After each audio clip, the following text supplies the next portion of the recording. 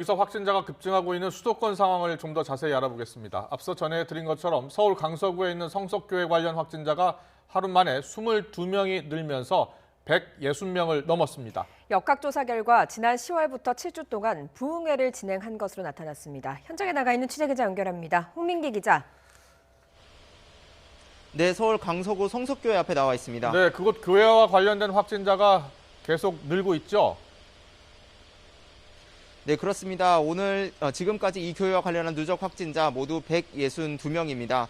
오늘 0시 기준으로 방역당국이 발표했는데요. 지난 6일 첫 확진자가 나온 뒤 일주일 만인데 어제 하루에만 22명이 추가됐습니다. 이 가운데는 교인 100여 명뿐 아니라 가족과 동료, 지인까지 포함됐습니다. 이 교회 건물은 지하 4층, 지상 7층짜리로 교회 신도 수만 1000명이 넘는 것으로 파악됐습니다. 첫 확진자가 나온 6일은 사회적 거리두기 2.5단계가 적용되기 전으로 대면 예배가 가능했던 때입니다. 방역당국은 지난 6일과 지난달 29일 일요일 예배 모습을 중점적으로 확인한 것으로 전해졌는데요. 지난 6일 예배가 끝난 뒤 교인 일부가 외부 식당에서 소규모로 식사한 사실이 확인됐습니다.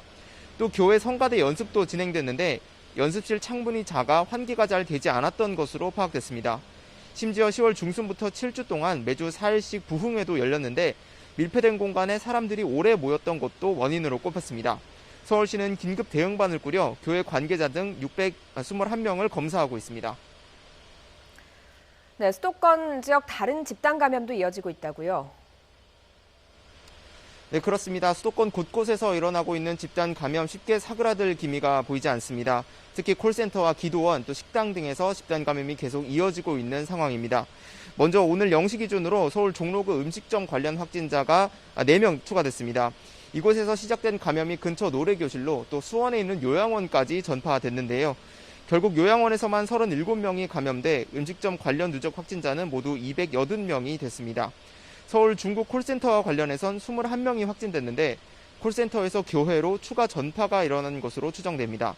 역학조사에선 일부 상담원이 전화 상담을 할 때 마스크를 벗은 것으로 파악됐습니다.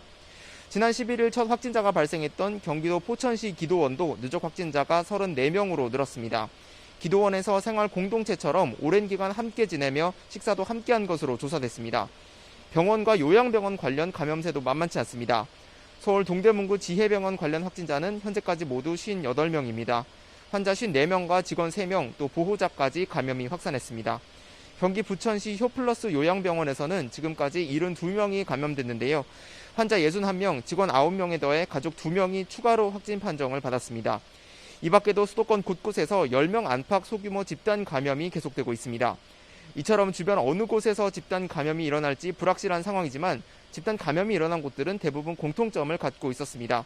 대부분이 환기를 잘 하지 않았거나 마스크 착용이 미흡했다는 겁니다. 일상 방역이 중요한 이유 거듭 보여주고 있습니다. 지금까지 서울 강서구 성석교회에서 YTN 홍민기입니다.